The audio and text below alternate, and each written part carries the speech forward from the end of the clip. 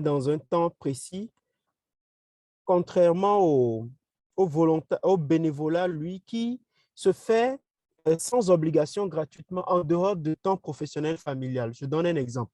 Je suis sociologue et quand je finis le boulot, je donne un peu de mon temps à l'association de mon quartier pour les aider sur les questions de planification. Je fais, selon le français, du bénévolat. Mais quand je décide ma journée, 8 heures de temps de travail d'une journée pour aller aider toute cette structure à produire du résultat pendant 6 mois, un an, je fais du volontariat. Et, et un élément que je voudrais préciser, c'est que très souvent, avec les formes nouvelles, les formats formalisés du volontariat qu'on a aujourd'hui, on a l'impression de savoir que le volontariat est né, a été introduit en Afrique. C'est faux. Et c'est ça l'esprit même de Barika, que des choses endogènes existent et qui doivent être valorisées. Le volontariat a toujours existé en Afrique. Et le concept du volontariat même est inhérent au fonctionnement des sociétés africaines. Et aujourd'hui, notre type de volontariat souffre, c'est une question comment l'appelle-t-on, de visibilité, une question de documentation et une question d'étude, en fait, de documentation, parce qu'on n'a pas étudié pour savoir quels sont les leviers sur lesquels s'appuyaient nos ancêtres pour pouvoir faire valoir du volontariat. Nous avons tous en idée les fois où on gongonne dans le village pour dire qu'il y a travaux publics et que tout le village se mobilise. On a idée on apprend que la case de quelqu'un prend feu, tout le village se mobilise, et le champ d'une personne handicapée a fleuri, tout le village se mobilise, c'est volontariat. Mais puisque le format, bien le type formalisé qu'on a aujourd'hui, avec des structures qui le portent, comme la mienne, avec des structures occidentales qui la portent, on a l'impression comme si le volontariat était introduit, bien importé. Non, on, on l'a porté depuis là. Et les motivations qui ont toujours guidé les parents, c'est les motivations de renforcer l'engagement citoyen de jeunes, de renforcer l'esprit de solidarité, le sens du respect d'autrui et renforcer la cohésion sociale et renforcer le développement. C'était ça les motifs qui ont toujours guidé nos parents en introduisant en promouvant le volontariat, l'altruisme, en promouvant la solidarité. Mais aujourd'hui, euh, on a une connotation un peu très limitée du volontariat dans la mesure où euh, le volontariat est très connoté professionnellement. Aujourd'hui, quand on parle du volontariat, tout de suite, on voit quelqu'un qui part de lundi à vendredi de 7 heures à 17 heures et qui va pour travailler quelque part en retour, qui gagne de l'expérience ou bien qui gagne de l'argent. Alors que le volontariat essentiellement est désintéressé et ne poursuit pas une perspective lucrative. Mais comme je le dis, les jeunes aujourd'hui désignent par volontariat les stages à durée indéterminée, attendant une opportunité d'emploi. Il fait un stage dans une structure qui n'a pas encore débouché sur une opportunité d'emploi. Il y va, quand on lui demande, il dit j'y vais volontairement, alors que ce n'est pas du volontariat. Le volontariat se fait dans un cadre formel précis. Tu as un contrat de volontariat qui est déterminé dans le temps. On ne le fait pas à vie. Et donc, cela m'amène à toucher la question de la motivation des jeunes aujourd'hui au volontariat. Les jeunes s'engagent davantage au volontariat parce ils ont compris le sens humain du volontariat, la finalité du volontariat, le sens de la création de cohésion sociale. Mais ils y vont parce qu'ils trouvent dans le volontariat la capacité de pouvoir renforcer leur employabilité, la capacité d'améliorer leurs chances de trouver un emploi, un meilleur emploi. Et donc, du coup, ça pose aujourd'hui la question sur le sens même du volontariat. Est-ce que les jeunes sont mus par la volonté de créer encore une autre façon de pouvoir inculquer cette volonté de partage, cette volonté d'altruisme, cette volonté de solidarité, sans qu'on y ajoute forcément la question d'intérêt. Ça, c'est un sujet sur lequel je travaille, un sujet sur lequel je travaille. Globalement, aujourd'hui, la façon dont les jeunes conçoivent le volontariat. Et puisqu'on est en train de parler d'associations d'ONG aujourd'hui, le volontariat, le principe, est un des principes fondateurs des associations. On ne crée pas une association pour avoir de l'argent. Je pense que les autres présentateurs, y reviendrons tout à l'heure. Mais dans la compréhension du volontariat, dans la création d'associations, c'est des personnes qui décident de libérer une partie de leur disponibilité pour se consacrer pour une cause qu'ils partagent, une cause pour une cause d'intérêt général. Et donc, dans les associations, par défaut, on trouve des bénévoles qui veulent donner de leur temps, de leurs compétences et quelquefois même de leurs ressources pour que d'autres personnes puissent mieux vivre. J'ai un souci avec mon diapo. J'espère que vous me suivez. Alors, Oui, qu'est-ce nous qu'on te gagne, suivons. Hmm. qu'est-ce qu'on gagne d'un engagement volontaire au sein d'une association? Globalement, il y a beaucoup de recherches et ils disent que théoriquement, hein, on gagne deux grandes choses. D'abord, on améliore notre capital social. Ensuite, on améliore notre capital humain. C'est de gros mots, ne vous affolez pas.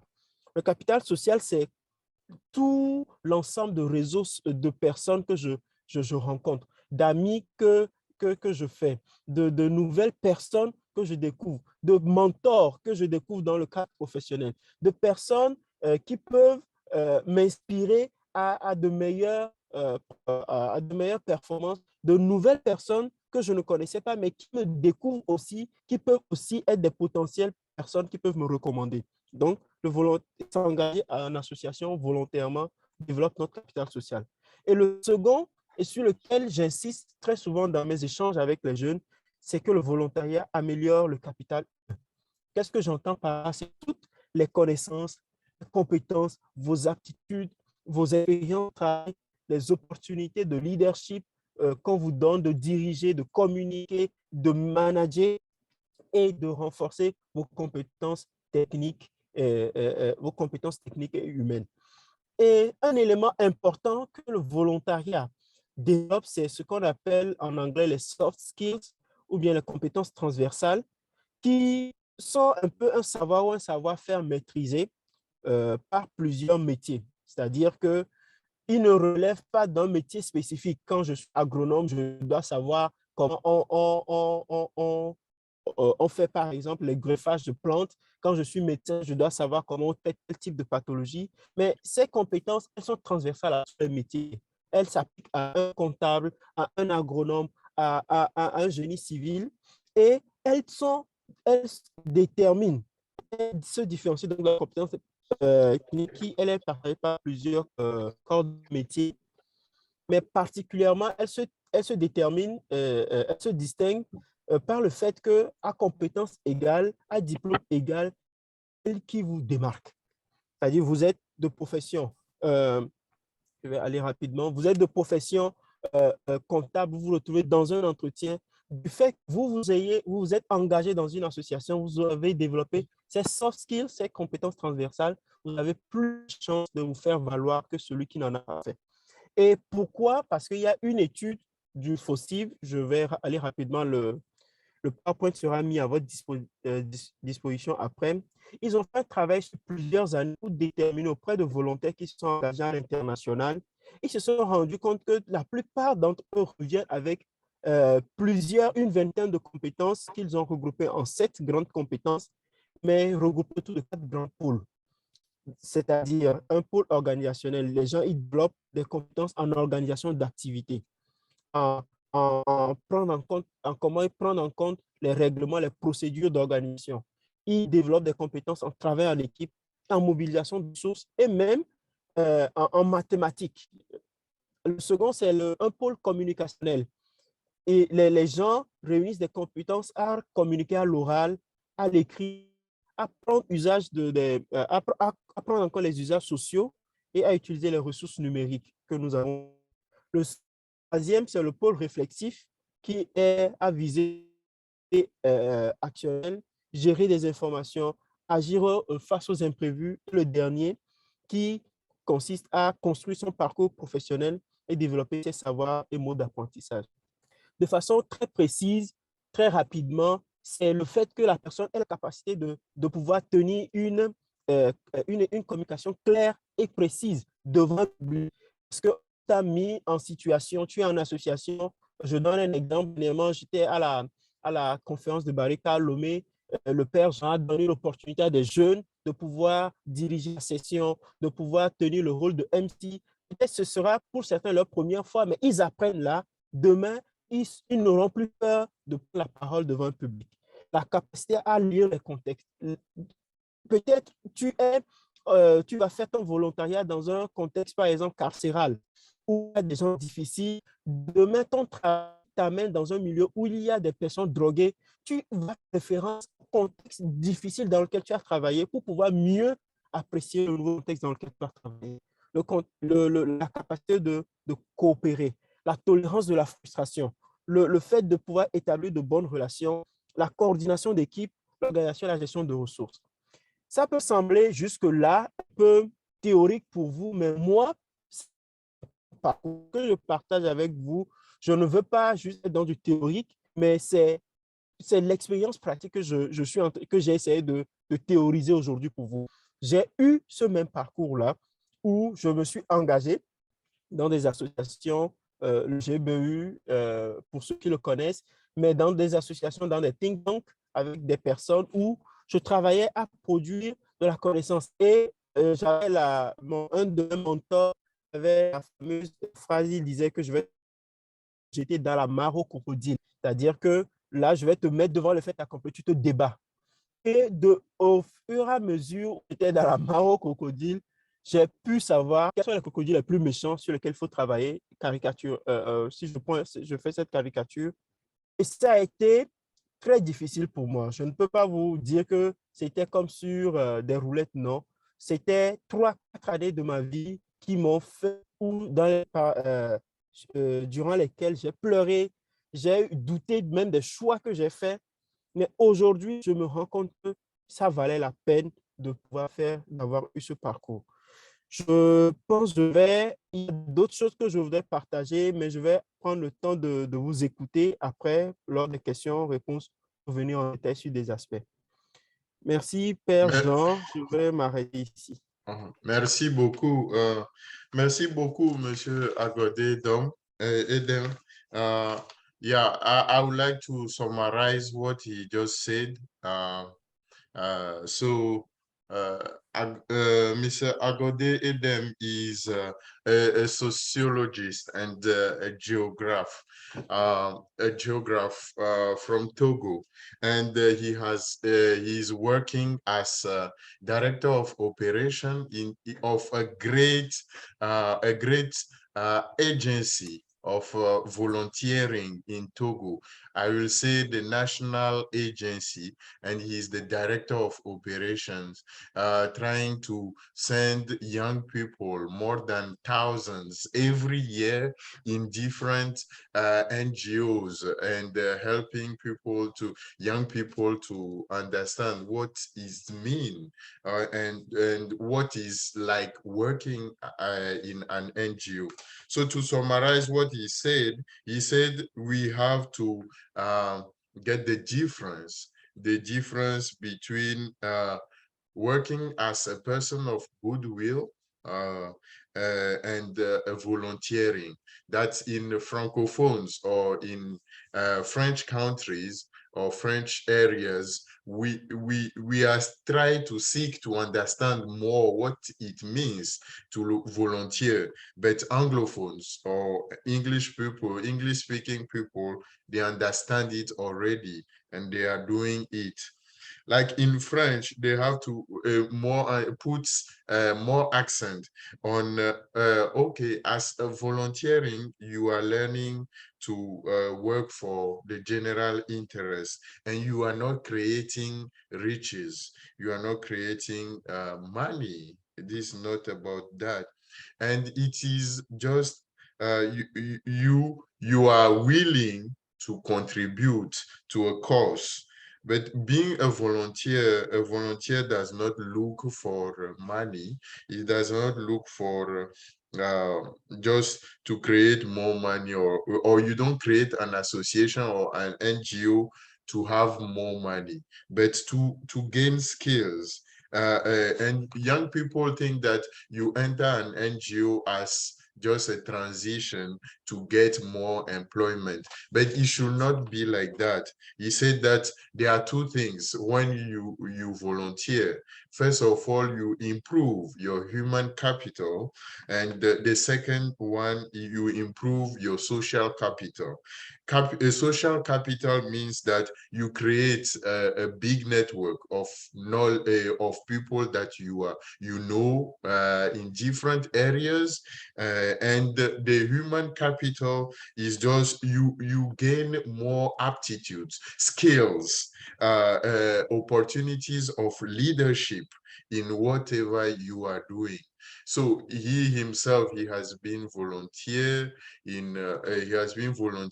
for many years, and through that he really gained more skills.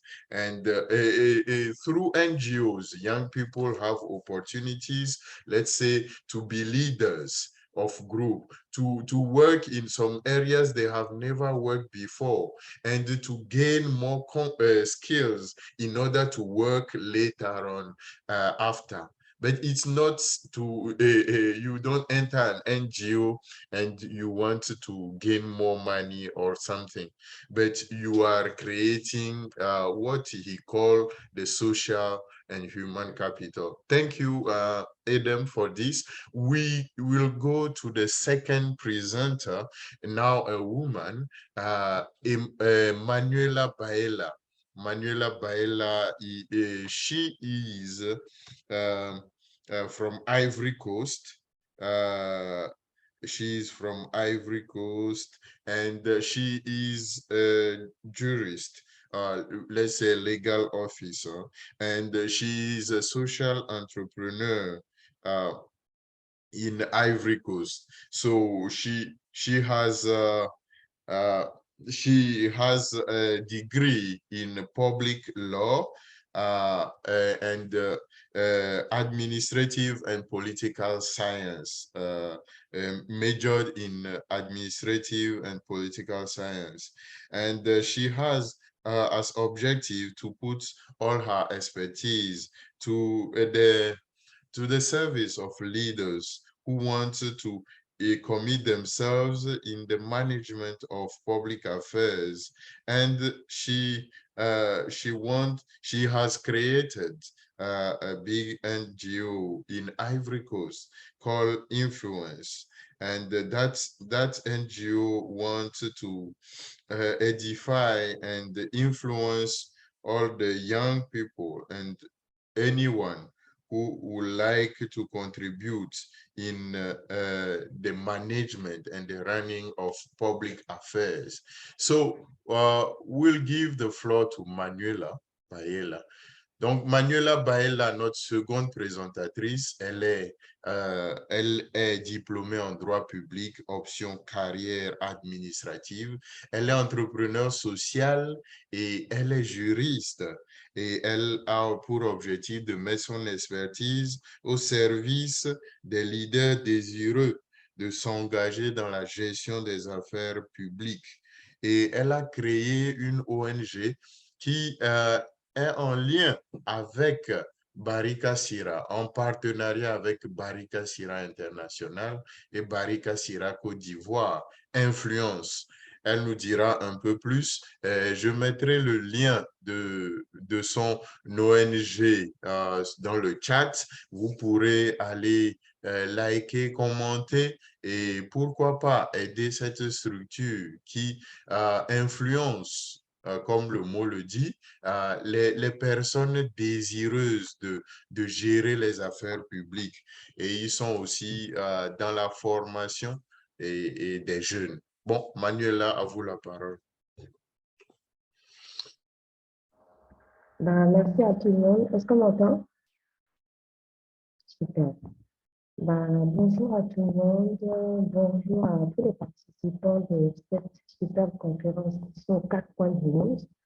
Je dis bonjour, je ne sais pas si c'est mieux ailleurs, donc bonjour et bonsoir à la fois. J'espère que tout le monde se porte bien. Nous, on est en Côte d'Ivoire, à Abidjan, précisément. C'est tôt le matin, donc désolé pour la lumière qui n'est pas bonne. On se lève tout doucement ici, donc tolérez la luminosité qui est à peine visible. Alors, pour la famille d'Artakira, c'est toujours un plaisir renouvelé de me retrouver avec vous. Je pense qu'on commence à s'habituer les uns aux autres. Pour ceux qui ont l'habitude de participer justement aux conférences d'Artakira, ils sont peut-être habitués à voir mon visage. Je vais essayer de... Enfin, Jean m'a déjà introduit. Donc, je vais peut-être aller directement. Mais avant tout propos, je voudrais vraiment préciser l'état dans lequel nous intervenons ce matin. Ce n'est pas pour nous influence ou pour moi fondatrice de cette organisation qui est désormais en collaboration avec Pacte Pastoral. L'idée de notre intervention n'est pas spécifiquement de nous faire voir, j'ai envie de dire ça comme ça, mais elle s'inscrit dans l'objectif ultime de pouvoir nous aussi contribuer à la vision commune que nos associations ont, celle de pouvoir apporter un plus à l'humanité, celle de pouvoir orienter nos frères, nos sœurs jeunes à avoir j'ai envie de dire, des contributions qualitatives dans notre communauté. Donc, une fois que c'est fait, il m'a été demandé justement aujourd'hui de pouvoir intervenir sur la thématique de l'entrepreneuriat social, le défi de l'entrepreneuriat social. Je pense que c'est ça. Voilà, ok. Alors, avant Oui, toute c'est chose, bien ça. Mhm. pardonnez que je n'ai pas de PowerPoint, mais c'est fait exprès. Pour que Non, tout le ça monde va, ça va. puisse. Voilà, il faut essayer d'être un peu plus attentif. Je pense que le premier intervenant il a été très pédagogue. Ça donnait le sentiment qu'on était vraiment en plein cours et vraiment, je voudrais saluer ça. Moi, je serais plus pratique. Je serais plus pratique. Je ne serais pas très théorique, je serais plus pratique. Donc, on va rentrer vraiment dans le vif du sujet, comme je disais tout à l'heure. Et on va d'abord essayer de développer ou de définir, j'ai envie de dire, les, les différents grands mots qui sont inscrits dans la thématique qui m'a été donnée de pouvoir, sur laquelle je devrais pouvoir communiquer ce matin.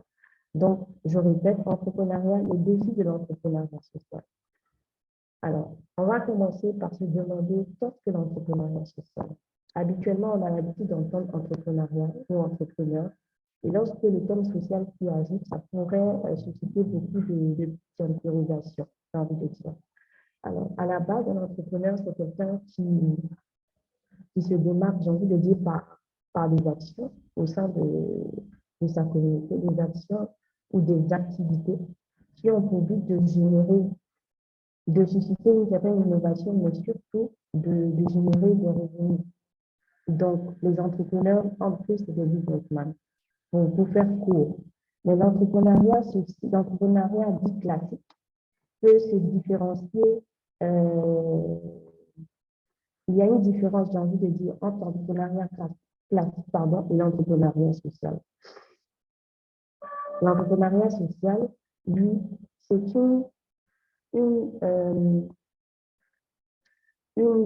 un ensemble d'actions, un ensemble d'activités qui a pour but principal de pouvoir avoir un effet sur la communauté. Il a pour but principal de pouvoir intervenir, de pouvoir avoir un impact d'intérêt général. Donc, vous pouvez déjà constater que l'entrepreneuriat social et l'entrepreneuriat dit se différencient l'un de l'autre par le but ultime que chacun vise. Pendant que l'entrepreneuriat dit classique vise de pouvoir avoir du profit, l'entrepreneuriat social lui a pour but de pouvoir atteindre les objectifs sociaux, de pouvoir permettre à une communauté de pouvoir, j'ai envie de dire, atteindre des objectifs sociaux tout simplement. Un objectif social, c'est un objectif qui n'est pas orienté sur notre propre personne. Il vise à satisfaire toute une communauté. Il vise à résoudre une préoccupation commune. Il vise à résoudre un problème. Il vise à concevoir des projets innovants en vue de toucher une préoccupation communautaire tout simplement. Je pense que jusque là, ça va. Je ne sais pas si je préfère y aller tout doucement vu qu'on n'a pas le temps. On n'a pas suffisamment de temps. Je ne sais pas si c'est là, Ouais. voilà, c'est bon, c'est clair.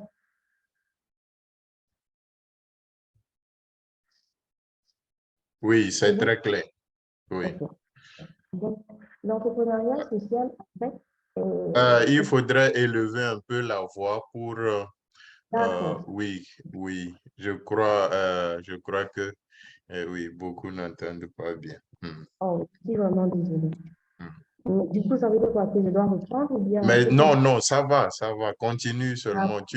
Tu as 10 minutes qui restent. donc, l'entrepreneuriat social, c'est un projet.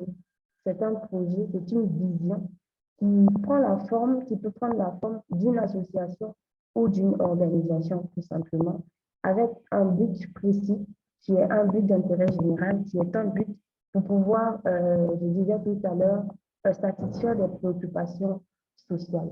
Avant d'arriver au défi, tu m'as mis la pression, je vais aller vite. Avant d'arriver au défi euh, de l'entrepreneuriat social, je me suis permis de pouvoir revenir rapidement sur le rôle de l'entrepreneuriat social. Pourquoi l'entrepreneuriat social?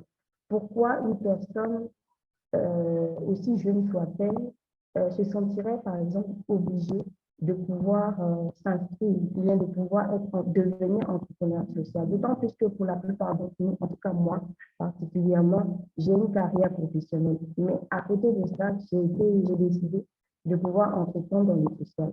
Bah, on arrive à ce genre d'initiative simplement parce qu'à un moment donné, on a le désir profond de pouvoir, comme je disais d'entrée, avoir un apport qualitatif dans sa communauté.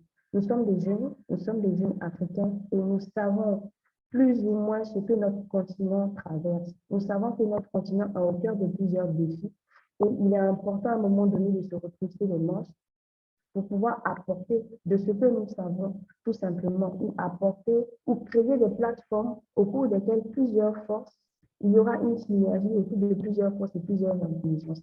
C'est dans ce cadre-là que moi, euh, sensible à certaines préoccupations de notre continent, j'ai estimé qu'en tant que jeune, il fallait créer des plateformes d'investissement sur le capital humain pour que nous, jeunes, nous puissions nous sentir utiles, nous puissions être une valeur ajoutée et nous puissions comprendre dès maintenant que nous sommes ces personnes-là qui seront, qui sommes déjà l'avenir de notre continent, nous sommes ces personnes-là qui devront apporter une meilleure visibilité à notre continent.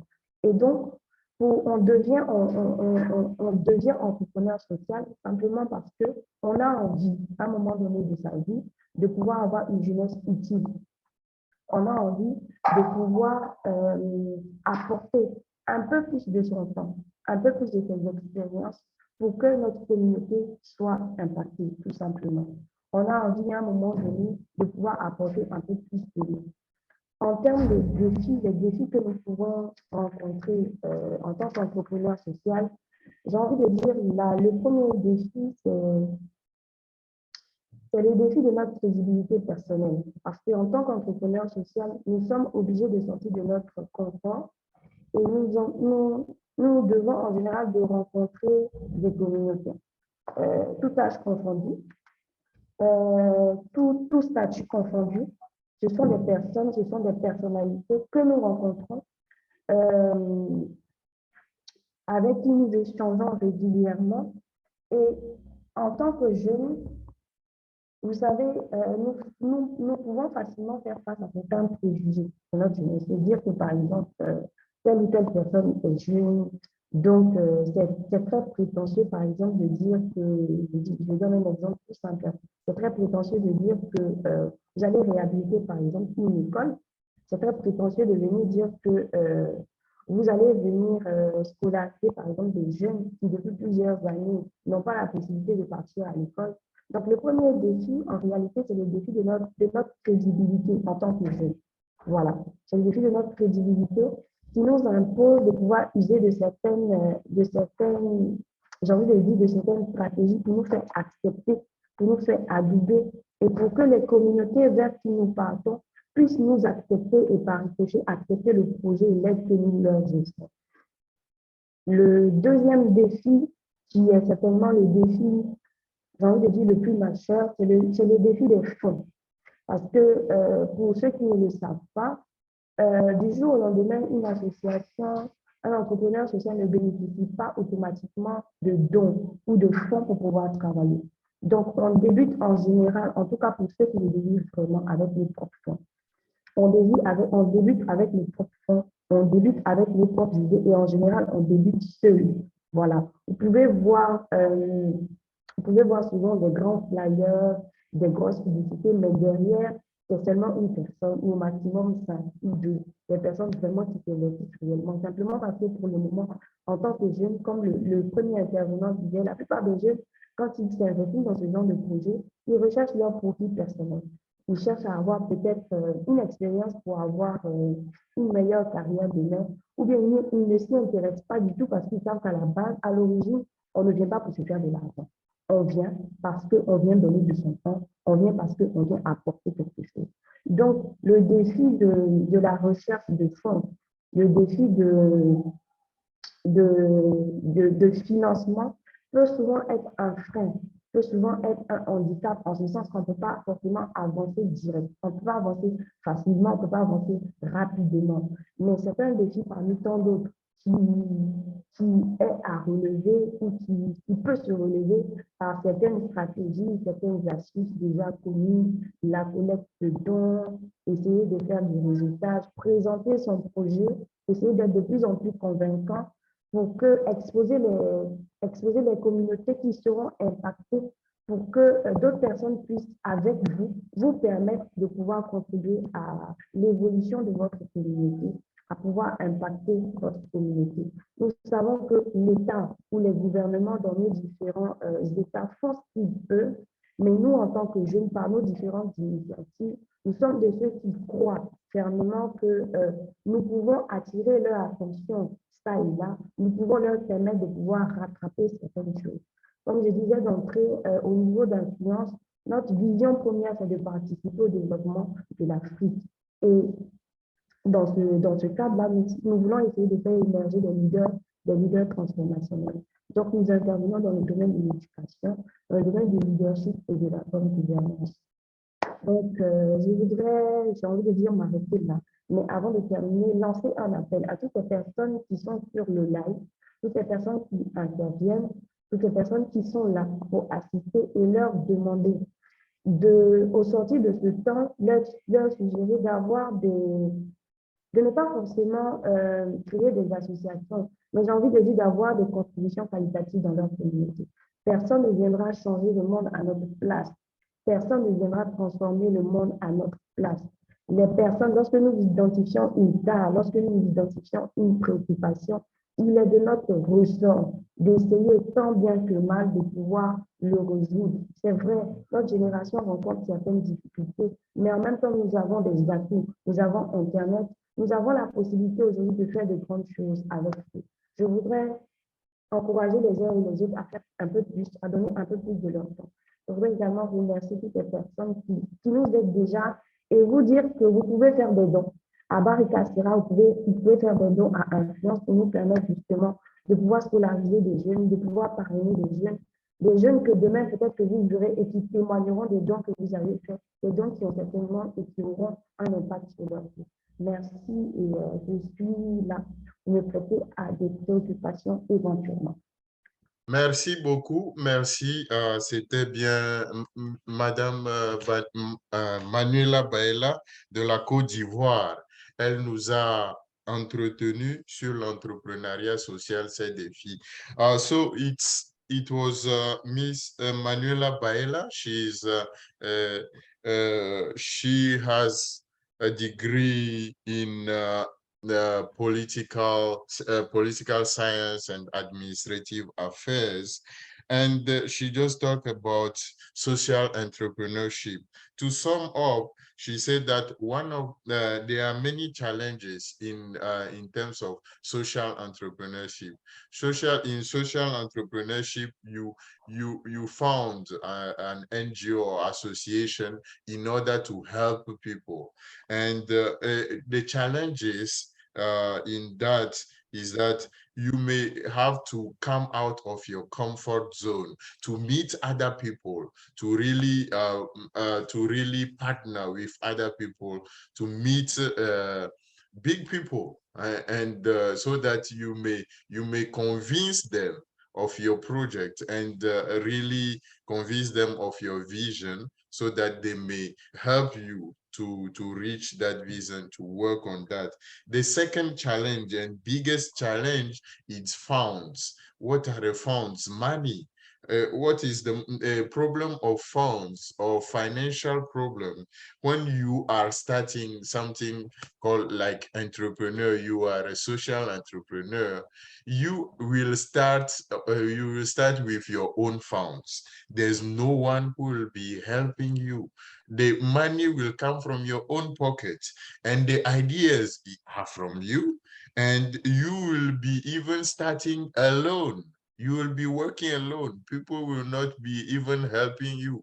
They will only be saying, they will encourage you, but they will not be helping you. So you are on your own. Those are things that may really challenge their work of social entrepreneur. So Manuela Baela, she is she's an entrepreneur and the CEO and the head of an NGO in Ivory Coast called Influence. I just shared the link in the chat. You just click on the link and you just like their page and see what they are doing. So they are helping also. They have a big project of helping young people in Ivory Coast to really get in their hands at least some books. So if you have some books and you wanted to give to Influence, Barika Sira is here to send all those books to Ivory Coast, whether they are in English or in French, whatever books that can help the kids really to do that. So we'll pass now to the third presenter. Uh, yeah, the third presenter. We will. His name is Joseph. Joseph Tu. Joseph Tu is from Kenya. So he's a senior facilitator of TLX, a youth mentor and event planner. He is passionate about volunteering and has been actively participating in community-based projects. And yeah, he is young, passionate, and loves giving back to the society through active participation in community engagements and in leadership program.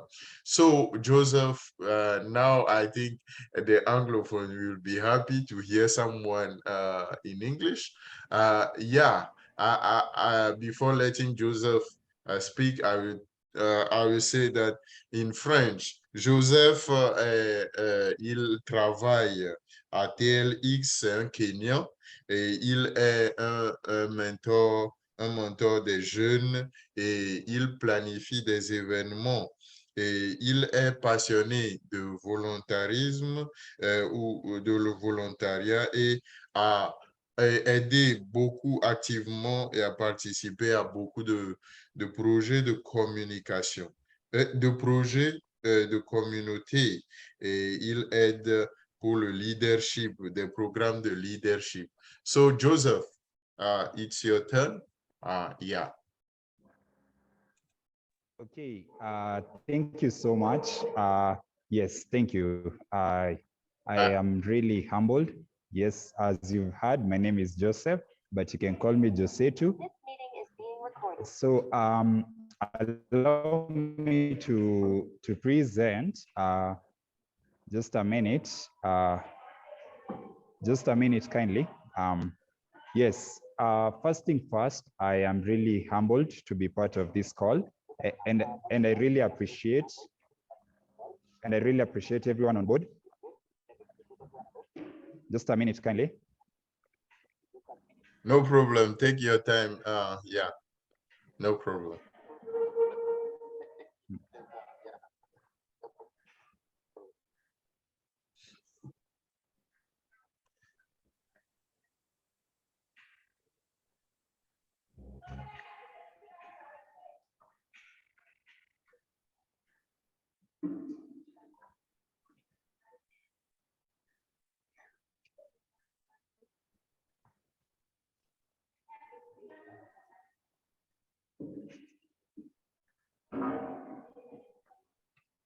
Okay.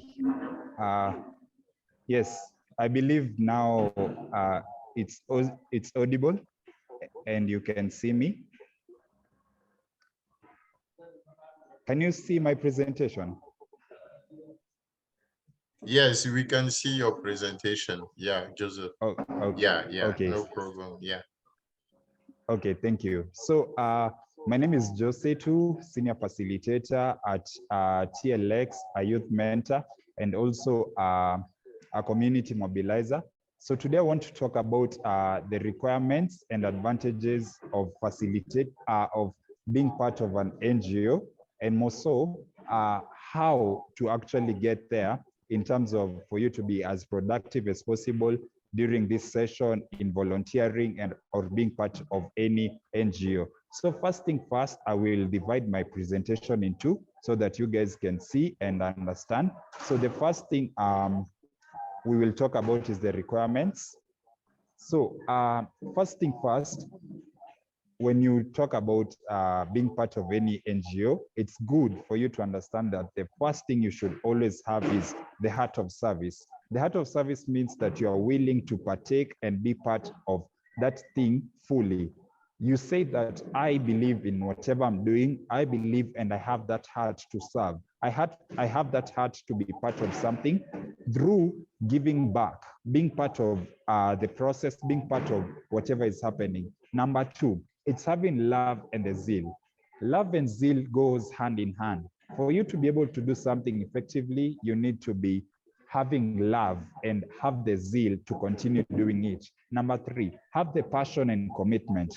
Most of the times we tend to forget that passion and commitment are different things. Passion means that you'll keep on having that thing, having that part in you, saying that this is the thing that I want to do. And commitment means that you will give it your best. You will give it 100%. You will be like, this is my thing and this is what I will do. And then number four, the spirit of keeping on. Oftenly being part of any organization or being part of any NGO, it's not a smooth ride. It's not something that you will be enjoying comfortably. Sometimes you'll find there's issues, there are things which you do not expect to happen, but they have occurred. Well, what does that mean? Does it mean that you stay down and don't push on? No, you keep on pushing on, you keep on going ahead for the things that you desire. That's the spirit of keeping on. Talking about some of the Barika Sira projects, which I believe as an organization you're working towards and moving forward, these projects are here to ensure that you guys engage and build capacity. So what does this project mean, or what is the end project or end game of the project? So number one, it will help you engage the community to change the world and Africa. This means that once we partake projects in Barika Sira, once we partake these projects and be part of whatever is happening, we'll be able to engage our community and change the world and more so Africa. Number two, you will be able to do things for the people. You'll be able to do things which engage people. You'll be able to actually bring people on board, build them, and also build capacity for them. Number three, whenever you engage in these projects and everything, you build it for yourself, you build it for the people around you. That is, you'll be able to understand what benefits do I have from within? What is the thing that I have? And that will be part of these projects, that you'll gain something, you'll also have something. And then number three, we do it for God. I believe this is a Christian-oriented program, and also more so, the things that we do, we are doing them so that we may give back to the community. And as we give back, we are grasping and understanding that we are doing them because of God. So what is it in for you? The first thing that is in for you in volunteering, it is you will have personal development. Engaging in these projects, you will be able to grow. You'll be able to understand that you have grown to a certain level. You have actualized what you wanted, and your dreams and capacity will grow. Number two, you will get an impact for your neighbor through community projects, through engaging in NGOs and volunteering in NGOs. You will take part in the social action. You will be part of the solution and not part of the problem. Volunteering in these projects will mean that you will become a part of the social action, which will build your capacity and also what you have and what you have to get. Number three, your country. From the respective countries that you are from, you'll be able to grow and get goals running. This means that our country, for example, I'm from Kenya. This means that the capacities that I have in Kenya, volunteering in Kenya, will be able to edify my growth and the growth of the country as a whole through actively participating in projects. Number four, my provincial. Through actively participating and volunteering, you'll be able to create value and resource mobilization. This means that the things around you will be able to move. You'll be able to organize and capacitate the provision that you have and the resources around you to actualize them and utilize them to the best cost. And then number five, which is the most important thing, that is the impact. As we partake in these projects, as we volunteer in Barika Sira projects, we are able to grow leaders. We are able to grow ourselves. We are able to grow the things which are inside us. And eventually that will lead to transformation. This means that if you volunteer in this NGO, if you volunteer in the projects which are here, you will be able to grow and grasp our transformation. So you're wondering, what's the bigger picture? The bigger picture in volunteering is that, yes, it's voluntary and free, but something else comes to the bigger picture. That is, as you volunteer, there are things which are coming on board. You will be able to get the experience and you'll be able to boost your CV.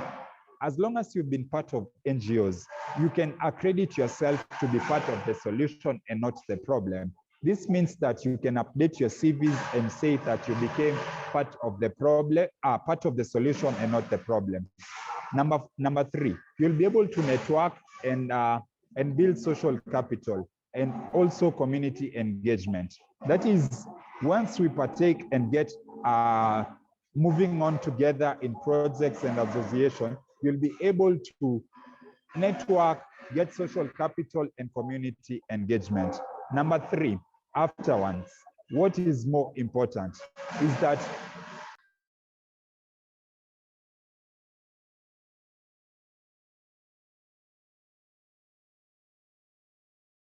sorry, I'm back. So what does this mean? Moving on, we are supposed to move and be part of this project fully. That's our next action, that we have understood about Barika projects. We have understood that volunteering is part and essence of our daily lives for giving back to the community, for us to acquire the right skills and the things which are around us. The same way, our next action is being part actively in volunteering for this NGO. And more so, as we all believe in God, the first thing that we realize that Christ, when he came to this world, he did acts of service. The same way, we are supposed to be engaging the community, build capacity through volunteering. We are supposed to give ourselves fully out there for devotion, for purpose, so that we may be able to grow and utilize what we have. Engagement. This means that engage people, engage conversations, engage projects which are around you. Be part of the projects which are ongoing. Be part of them. This will enable you become the part of the solution and not the problem. Through this, you'll be able to build capacity. You'll be able to move and change the generation. Number four, make and be a blessing. This means that once we realize that we can be part of blessings to other people, then it means we actively give back and give back to the society through actively serving. I will give a brief explanation of my experience in volunteering. I've been volunteering for the last, I believe, 5 years right now. I've been part of community projects. I've been part of leadership projects. And my commitment is what came out of me being and loving what I do. So I started out just giving back to the community. And I realized that that will be the best thing for me to actualize, make an impact for my society. I started volunteering. I've been working with a lot of young people, building capacity, training people, because I understand that being part of any NGO needs you to be actually have the heart of service, be yourself, have the heart of keeping on, irrespective of the challenges and everything. You'll be able to get there. So it's my call. It's my humble duty to ask you that once you become part of this program, once you get yourself into projects, ensure that you move on with the heart of service, build capacity. It will be much easier for you to create an impact once you are committed on creating change. So as I wrap up, I would love all of us to be part of projects which bring solutions to our society. We should give and give back to the society. And this will mean that the things that you have at your disposal, ensure that you use them to make this world a better one. I have been part of the programs which have helped me grow. Now, even my CV, I'm happy to be presenting it because I've been part of community projects. I've been part of NGOs. So it's my happiness, and it has given me a sense of purpose. I'm able to live a purpose because I volunteer. I feel like I'm making an impact. And that's the most beautiful part about volunteering, that you'll make an impact, you'll be able to achieve goals, you'll be able to grow, and also you'll be able to build your social capital, which is the greatest thing in life. As I wrap up, it is good for us to understand that we are young, we are people who are called, we are people who are gifted in different capacities. And if we all engage, if we all be part of these community projects, if we all be part of international projects, we'll be able to transform the world, and we will be able to build capacity through engagement and volunteering. So it's something that you're supposed to get out there. Just be part of something, have the heart and zeal to move on, push yourself to the greater height, and just achieve what you can achieve. And that will be the best part out of volunteering. You'll gain skills, knowledge, and tools. You'll be able to grasp what you thought was so far off. You'll be able to make friends. I've been able to make a lot of friends, and that's how I'm surviving. So thank you so much. That was my presentation. Thank you, Joseph. You make me shivering. You make me shivering. I have shivers all over my skin right now. Thank you. This was great, really great. Thank you. Now for the French people who are really listening us. Donc pour les francophones, voilà, Monsieur Joseph, c'est un facilitateur, bon, ils appellent ça facilitateur, mais un coordinateur des programmes de jeunes au Kenya. Il travaille dans une entreprise qui s'appelle TLX. Et il a présenté en fait sur les avantages à être, les avantages à entrer dans une ONG, à travailler dans une ONG. Et il dit, le premier avantage, c'est de bon, il a résumé, il a dit en fait que nous sommes en fait, nous faisons partie de la solution plutôt que nous faisons partie du problème. Donc, nous créons, nous participons à la solution plutôt que à travers une ONG ou l'engagement dans une ONG, nous participons à une solution, à la solution au problème de notre pays plutôt que nous participons au problème de nos pays. Et il a donné plusieurs avantages à être dans à s'engager comme volontaire dans une ONG ou une association. Il dit que cela permet d'aider les gens, Cela permet de se construire soi-même et construire la communauté, c'est-à-dire la société. Et cela permet de faire quelque chose pour Dieu, puisqu'il pense que Barika Sira a une connotation chrétienne. Et il est revenu toujours sur ce que déjà M. Agodé Dem a dit sur le capital social et le capital humain, c'est-à-dire créer des connaissances, avoir un grand réseau. Cela permet de se développer soi-même et de développer la communauté, d'impacter en tant que leader. Et il dit que travailler dans une ONG doit être volontaire et libre et gratuite. On donne gratuitement de son temps, mais on reçoit comme avantage de l'expérience, une grande expérience qui fait que son CV qu'on écrit devient plus lourd, plus important, et que ce CV-là pourra aider pour l'avenir. Et même et que lui, il a travaillé pendant 5 ans gratuitement pour des ONG, il a aidé des communautés et tout ça, et cela lui a permis de pouvoir augmenter sa visibilité en tant que professionnel. Et ça, vraiment, il est fier de son CV actuellement. Et comme il le dit, il faut faire partie de la solution plutôt que de faire partie du problème. Thank you, Joseph, for that. So, our last presenter will be Annick Jemi from Cameroon. I hope she is finally with us. Yeah, Annick Jemi, she is the national coordinator of CODED in Cameroon, which means Cooperation for Development, Sustainable Development.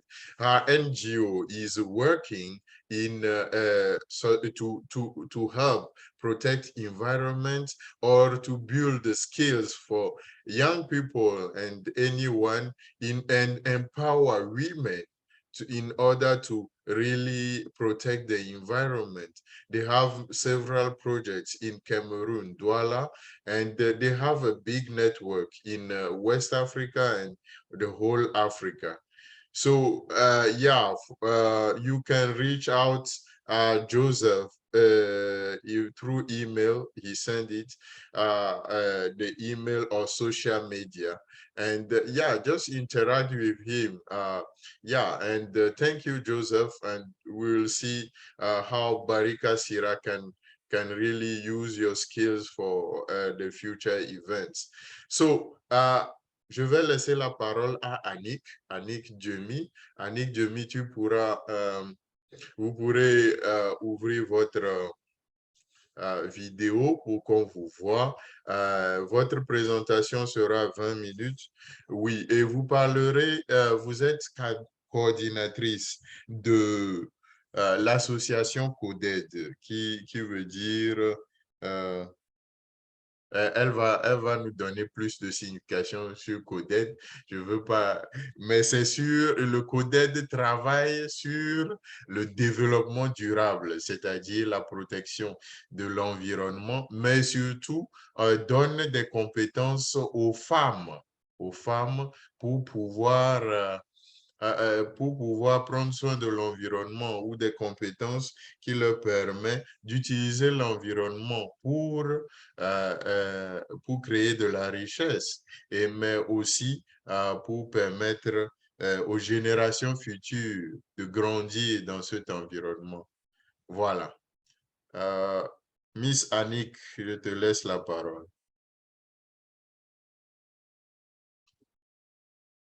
Il faudrait ouvrir ton micro et qu'on te voit d'abord ton visage.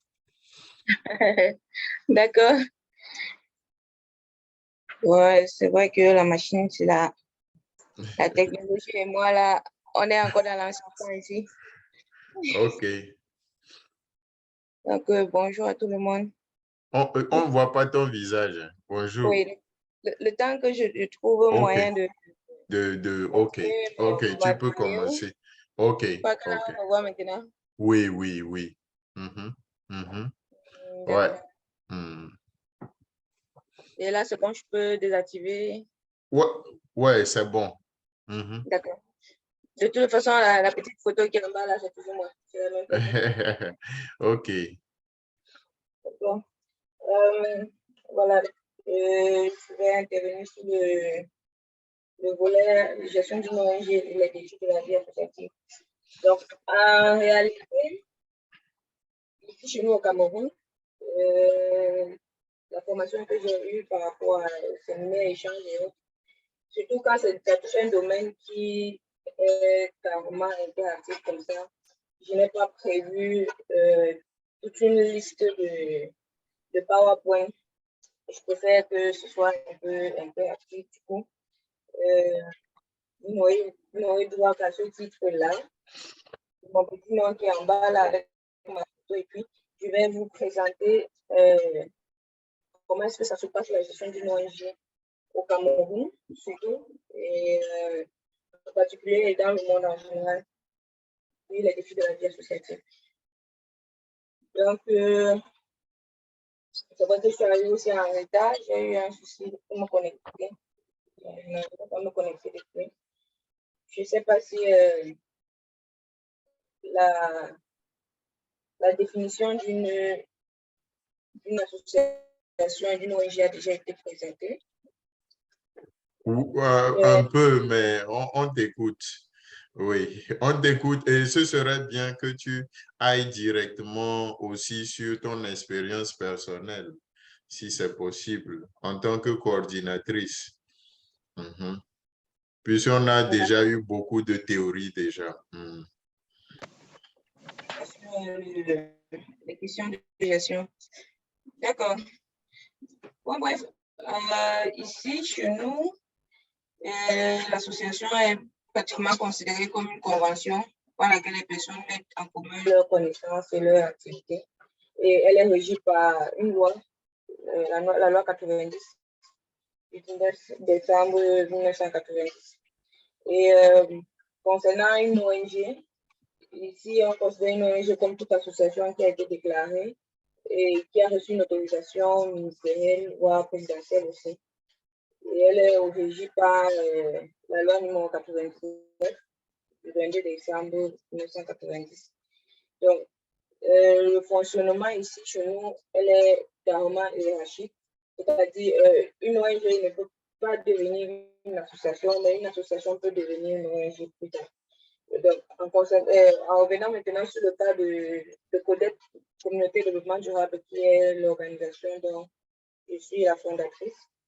Nous avons commencé tout petit comme une association et ça n'a vraiment pas été facile, ça je vous l'avoue. Ça n'a pas été facile de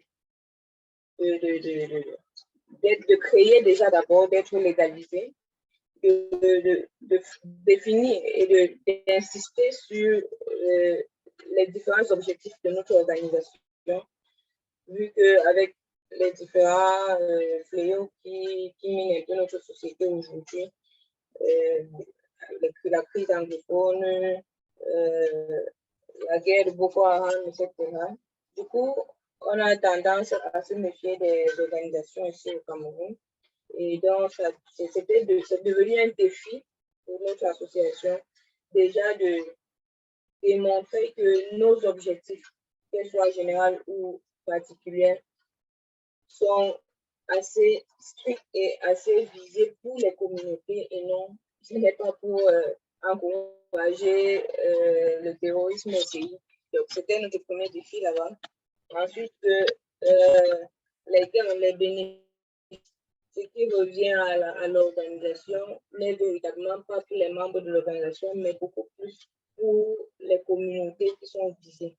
Et ça, c'était carrément compliqué de démontrer cela à l'administration pour qu'elle puisse nous donner l'autorisation d'exercer en tant que d'avoir les activités qui visent à devenir une ONG plus tard.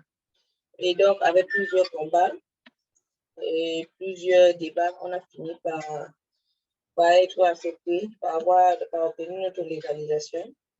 Notre deuxième challenge a été de pouvoir réunir des professionnels pour défendre une certaine cause. Car Codec, aujourd'hui, défend la cause des communautés autochtones et elle défend aussi la cause de l'environnement. Dans l'environnement, on a les personnes, on a les communautés aussi qui subissent beaucoup les fléaux de l'environnement. Donc, il fallait qu'on se confronte aux grosses entreprises, aux administrations publiques même aussi, et qu'on se confronte aussi à l'ignorance des communautés. Donc, c'est tout un projet. Moi-même, je me demande comment est-ce qu'on a fait pour survivre jusqu'à aujourd'hui et on est toujours là-dedans. On continue le combat. Donc, là, ce n'était pas fini. Maintenant, le prochain combat, le prochain défi a été de trouver les moyens financiers, déjà, qui vont permettre à ce que les professionnels, c'est-à-dire les ingénieurs, les experts, etc., puissent nous accompagner dans le combat que nous sommes en train de mener jusqu'aujourd'hui. Et je vous assure que jusqu'ici, on n'a toujours pas pu trouver la solution face à notre défi, qui est le financement, pour pouvoir accompagner ces communautés, pour pouvoir mettre en œuvre les activités, les activités prévues, et pour pouvoir encadrer aussi ces professionnels-là, parce qu'ils sont dits bénévoles volontaires, oui, mais ça ne veut pas dire qu'on ne peut pas leur donner une indemnité, c'est-à-dire le transport ou de crédit de communication, par exemple. Il y a tout ça qui doit être pris en charge. Et donc, faire cotiser aussi les membres de notre association afin que tout ceci soit pris en considération, soit effectif. Ça aussi, ça a été notre défi. Parce que chaque membre devrait demander, on va cotiser, oui, mais après, nous-mêmes, qu'est-ce qu'on gagne là? C'était le challenge. Il fallait faire comprendre que, bon, voilà, en première vue, ce n'est pas ce que nous, personnellement, membres de l'organisation, nous gagnons qui est important pour le moment, mais c'est ce que l'organisation peut faire pour les communautés qui doit être important. Et donc, on a eu pratiquement sur 100% des membres, on a eu pratiquement 40% qui ont participé financièrement pour qu'on arrive à mener notre première activité qui a été d'accompagner les personnes âgées d'un village qu'on appelle Loum, ici dans la région du littoral. Donc, accompagner ces personnes âgées-là, non seulement à être résilients face à la COVID-19, être résilients face au phénomène du changement climatique, être résilient face à l'abandon de la communauté, parce que ces personnes âgées sont carrément abandonnées et ils sont abandonnés à eux-mêmes. Du coup, ils n'ont pas assez de force pour se débattre comme la jeunesse. Et puis, il fallait qu'on mène des activités pour les permettre d'être assez résilients et de continuer d'espérer dans la vie et dans le peu d'espérance de vie qui leur reste. Donc, aujourd'hui, ça fait 4 ans que l'organisation exerce et nous avons toujours continué le combat de la quête en financement. Et je crois que Barika sera mieux placé aussi pour comprendre ce qu'on vit dans cette quête de financement. Ce n'est vraiment pas facile. Et créer des partenariats aussi avec certaines d'autres organisations et entreprises nous a été favorable pour monter à notre défi. Donc là, c'est une des solutions. Créer des partenariats, ne décourager, continuer à chercher, continuer à mener la quête et puis faire les petites actions. Les petites actions qu'on mène, on les capitalise, on les met sous forme de rapport et puis ça permet à la fin d'année de démontrer une communauté, un service à l'État, à notre supérieur hiérarchique qui est la préfecture ici chez nous. Donc voilà, on a été créé, ils nous ont donné l'autorisation de fonctionner. Et voilà ce pourquoi on a insisté pour être créé. Et puis, tôt ou tard, ils finissent par nous accompagner. Aujourd'hui, on a le ministère de l'Environnement qui nous accompagne, pas financièrement, mais techniquement. Lorsqu'on a des séminaires qu'on organise, le ministère de l'Environnement nous assiste, il nous envoie parfois des techniciens, des experts de leur domaine pour nous accompagner dans ces séminaires-là. On a d'autres organisations qui accompagnent aussi l'association qui est pour les mêmes objectifs, qui sont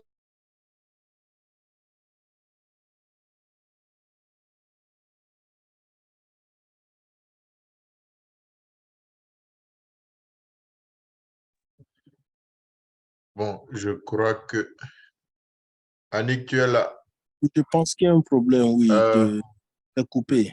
Oui. Annick, je crois que tu as coupé le micro, on ne t'entend plus.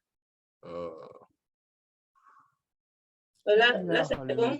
Voilà, c'est bon, tu es de retour. Donc voilà, j'étais en train de vous étaler nos défis comme ça ici au Cameroun. Et ce n'est pas pour d'autres pays qui sont là. Ce sont les mêmes défis qu'ils ont eu à rencontrer et les techniques avec lesquelles nous avons pu obtenir des accompagnements pour pouvoir survivre jusqu'à aujourd'hui. Et cette année, pour la nous avons été sélectionnés, nous avons participé à un challenge en ligne. Nous avons été sélectionnés comme demi-finalistes pour ce challenge-là. C'était un challenge pour palliative à l'élimination des déchets plastiques dans l'environnement. Donc, avec plusieurs recherches et des petites activités que nous avons menées en capitalisant, nous avons participé à ce challenge et qui nous a été favorable. Donc, ça nous permet de savoir qu'on doit toujours aspirer en tant qu'organisation. Aujourd'hui, nous avons le statut d'ONG.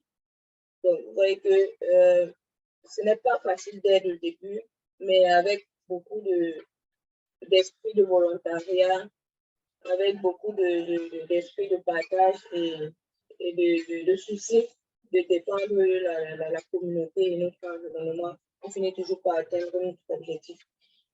Donc, ce n'est pas vraiment ce qu'on souhaite, c'est pas vraiment ce qu'on aurait souhaité qui est là aujourd'hui, mais le peu qui est là, on fait avec et on ne se décourage pas. On est certain que demain, on va demain, avec ce qu'on fait, on va mieux se faire connaître, on va mieux défendre nos plans d'action et on va se retrouver à une échelle internationale très connue. Puis, on aura des communautés bénéfiques et, comme on dit, partout, la fin de l'histoire doit être très, très bonne. Je vous remercie. Ok, merci beaucoup, Annick. Merci beaucoup, Maître Annick. Il ne faut pas oublier, elle est juriste aussi. Hein? Elle est juriste, une grande amie à moi au Cameroun. Yeah, so to sum up for English speakers, Annick Jemi, she's Cameroonian, and she's the national coordinator of an association called CODED. CODED is Community and Development. And she just talked about the management of an NGO and the challenges of an associative life. And she said that in Cameroon, there is a difference. Like in order to become an NGO, you have to be, first of all, an association. And to legalize it, you have to go through many processes. And sometimes it can be tiring, it can be hectic. And the second challenge is to bring professionals together to the same cause, and to help people to understand the vision and work for the same thing, and to defend. What they do is to defend the cause of the local people, the community, and also to help protect the environment. She said one of the biggest challenge also is to find financial means to work as an association, and that the associations or NGOs are also based on the money that members may give. Members should be collecting. The collecting of money or funds are from the members. And the first project that they have as an association, they try to collect money from the members, but only 40% on the whole people who gave the money. And for their first project, they have worked with old people in villages, especially in Loom village. They help those old people, our grandpas and grandmas, in order to be resilient, more resilient to climate change, and to really be resilient because they are abandoned. They are lonely in their villages. Young people are in towns and they are alone, working on themselves. So how to help those old people to be more resilient? That was their first project, with those 40% of collection of funds. And now their project right now is the elimination of plastic garbage or plastics in the environment. And they have done that challenge with other NGOs, and they are second in rank in doing that project, and they have been doing pretty well, and more challenges are coming for their NGOs or association, or they need the challenges in order to really do their work. Thank you, Anik, for this. We are almost at the end of this long presentation of 4 young people, international conference of Barika Sira. So we are partnership, and we have partnership with Codet in Cameroon, with influence in Ivory Coast, and all over the world we have partners. In USA, we have a lot of partners. We have partners in Asia, in China, in Africa, the whole Africa.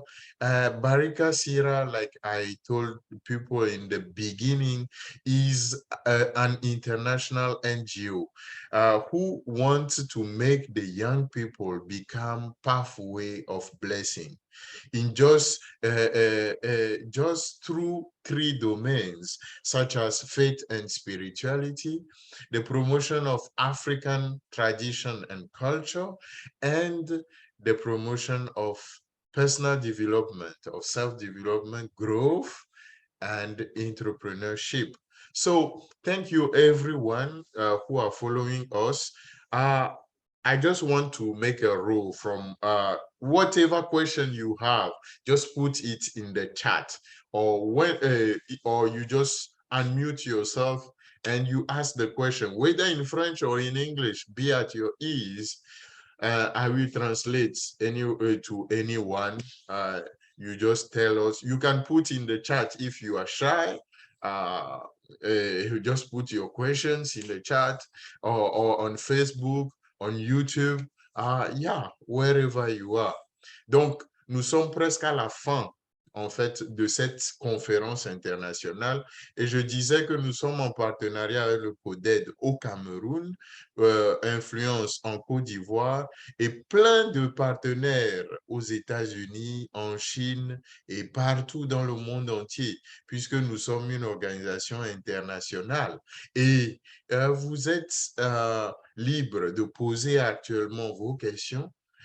Nous avons 10 minutes pour les questions. Et vous pouvez poser vos questions. Dans le chat, si vous êtes, vous ne voulez pas parler, ou vous pouvez juste enlever votre micro et vous pouvez poser vos questions.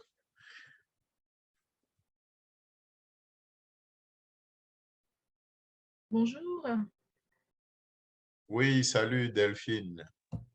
Alors, merci à Barry Kassira pour tout ce que vous faites déjà. Alors, ma première question va à M. Agodé, le premier intervenant.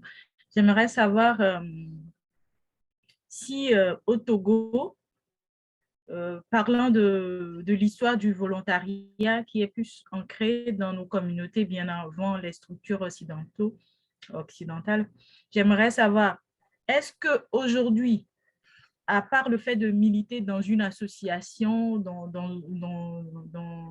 une ONG et autres, est-ce qu'aujourd'hui, dans nos quartiers, dans nos communes au Togo, on a encore cette possibilité-là de travailler avec la mairie, par exemple, la préfecture et autres, sans pour autant militer forcément dans une association? Merci.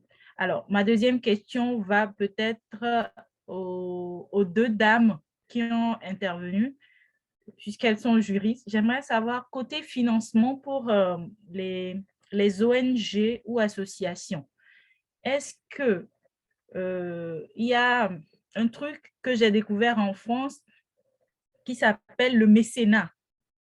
Alors, c'est en quelque sorte un financement qu'on peut obtenir d'une entreprise du pôle de impôt à la fin de son exercice annuel. C'est possible dans certains pays d'Afrique ou non? C'est tout. Merci à vous et bonne journée à tous. Merci beaucoup Delphine. Edem, Monsieur Edem Agodé, à toi la Oui, parole. d'accord. Merci bien. Oui, il y a des cadres créés. Bon, le cadre formel de l'ANVT, bien sûr, qui est le cadre public le plus connu, mais il y a au niveau local des structures de développement local qu'on appelle les CDQ, les comités de développement de quartier qui sont là. Mais comme je le dis dans mon intervention, c'est essentiellement un choix personnel de décider de militer dans de donner du temps et de sa compétence pour une structure, pour une cause qui vous porte. Si c'est une association de votre quartier, une association de votre ville qui porte une cause que vous partagez, vous pouvez donner de votre temps et de votre compétence pour. Maintenant, si vous voulez travailler dans un cadre formel, là, il y a le site de l'ANVT qui est là, qui offre 4 types de volontariat. Un volontariat des jeunes des jeunes de compétences, un volontariat des jeunes déscolarisés, un volontariat à l'international et un volontariat pour les seniors. Le site est là, je vais le mettre dans le chat pour ceux qui souhaiteraient mieux en savoir. Mais il y a aujourd'hui assez de cadres d'engagement dès votre quartier jusqu'au niveau même région, si vous voulez. Merci. OK. Manuela, tu veux dire quelque chose sur le mécénat? Justement, je voulais que tu répondes la question parce que je n'ai pas bien saisi. Mon micro crache un tout petit peu, donc je n'ai pas saisi la préoccupation de la dame. OK. Je crois que, bon, si j'ai bien entendu, elle voulait un peu plus savoir sur la question du mécénat, puisque vous êtes juriste, qu'en est-il que le mécénat, c'est-à-dire, c'est en quelque sorte le financement des investisseurs dans certaines associations ou ONG. À quel bon, j'ai le mot en anglais, what extent, on peut accepter ce genre de financement jusqu'à quel point, jusqu'à quel degré. Hein. Voilà. Déjà, merci pour la préoccupation. Moi, en ce qui me concerne, il faudrait savoir déjà que je pense que M. Eden est un peu plus technicien en la matière pour nous éclairer, mais pour les organisations, les associations, il y a plusieurs types de moyens de financement. Donc, effectivement, il y a le maintenant, il y a les parrainages, il y a les dons sans engagement autres. En ce qui me concerne, donc en ce qui concerne influence, au départ, justement, on était parti pour faire des parrainages. Donc, le parrainage consiste essentiellement à se faire coopter en général, en tout cas, ce qui est plus courant par une personnalité politique qui investit dans une activité ou bien qui décide de vous sponsoriser sur une certaine période. Mais en contrepartie, justement, vous êtes obligé de lui donner de la visibilité. Donc, on était parti pour ça et dans le parcours, nous nous sommes rendus compte que ça pouvait être préjudiciable pour nous parce que dans l'essence même de notre organisation, justement, c'est une organisation apolitique. Donc, ce que je priorise déjà pour moi, mais ce que je veux recommander également aux autres personnes pour plus de flexibilité, pour plus d'aisance, c'est justement en priorité justement le mercenat. Mais après, c'est très aléatoire dans la mesure où sous notre office, il n'y a pas beaucoup de personnes qui acceptent de vraiment mettre leurs fonds à disposition d'associations tout simplement. Sinon, le mécénat, effectivement, c'est un engagement sans contrepartie qui est très avantageux pour les associations. Hein. C'est très avantageux pour les associations. Au plan juridique, l'association et les mécènes définissent la matière qui sera réservée à son don. Donc, ça peut être juste des moyens matériels, ça peut être de l'argent, des moyens financiers, ça peut être de la formation et bien d'autres choses. Voilà. Donc, le mécénat fait partie. Les dons également, vraiment de façon très, très spontanée lors des activités de ce genre ou bien d'autres activités que vous organisez ou bien des collectes de dons, vous pouvez, au sein de vos associations, vous pouvez vous permettre par moment de créer de petites activités, donc vendre des gadgets par exemple, pour permettre aux gens de pouvoir les acheter et par derrière contribuer à vos activités. Voilà. J'ai préféré orienter la question sous l'angle des différents moyens de financement plausibles pour les associations pour pouvoir justement répondre aux préoccupations de la dame, mais aussi à d'autres personnes qui voudraient savoir un peu plus sur les moyens de financement. Voilà. OK. Merci beaucoup, Manuela. Annick, tu voudrais ajouter quelque chose, Maître Annick?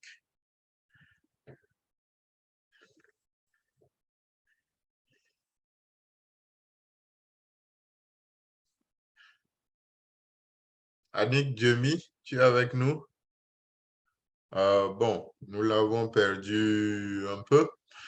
So, just to sum up for English speakers, so Edem Agode was talking about local structures that we have in Togo in terms of volunteering or for young people, and that's when you enter what they call some areas of the city and all that, do we have like small associations that are in areas, in quarters, that may help young people to volunteer or whatever?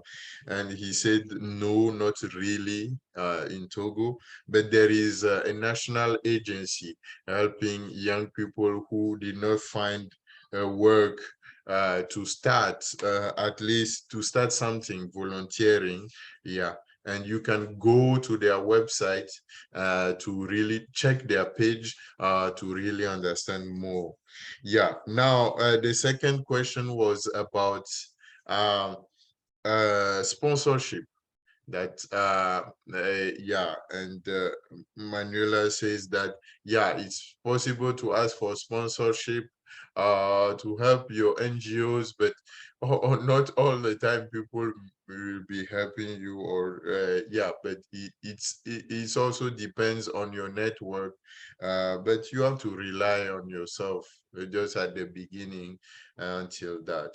So thank you, all of you guys who are here on Zoom, on Facebook.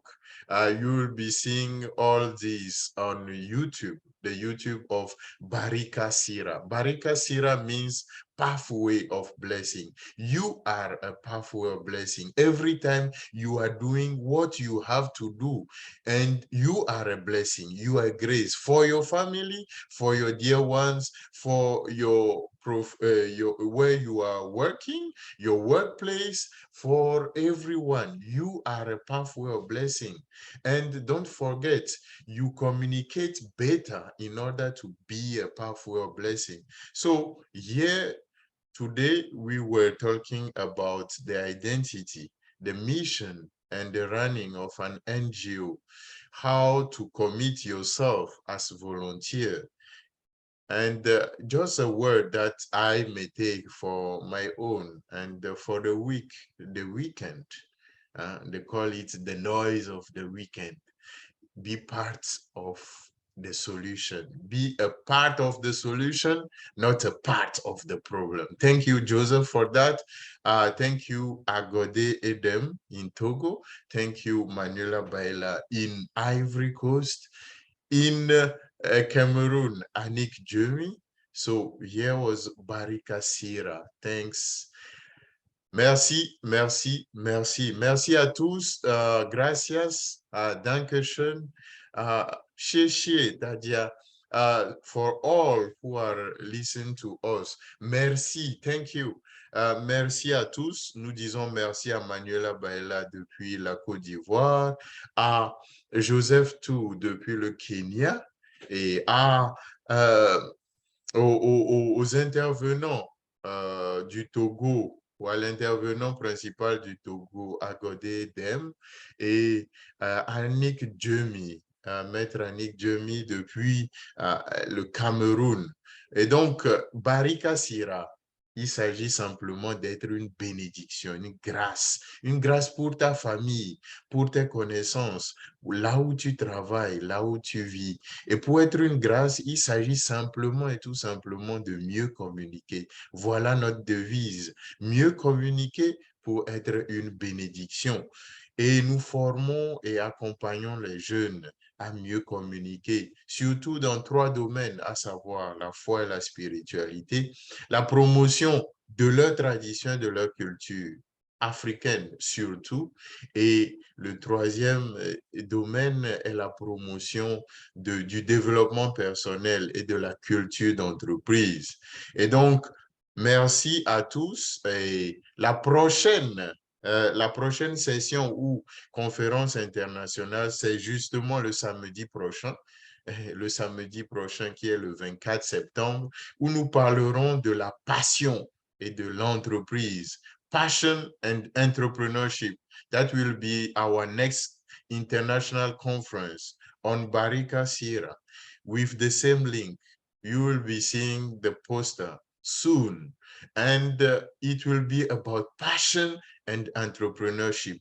Youth, what is your passion? What do you want to die for? How people use their passion to create their companies. So we'll be having 4 presenters also. So be always online. We will be changing the world through our computers, through our phones. So just be online. Soyez en ligne, soyez avec nous, et peace. Bye. Merci à tous et à bientôt. Merci beaucoup, Jean. Merci à tous les présentateurs.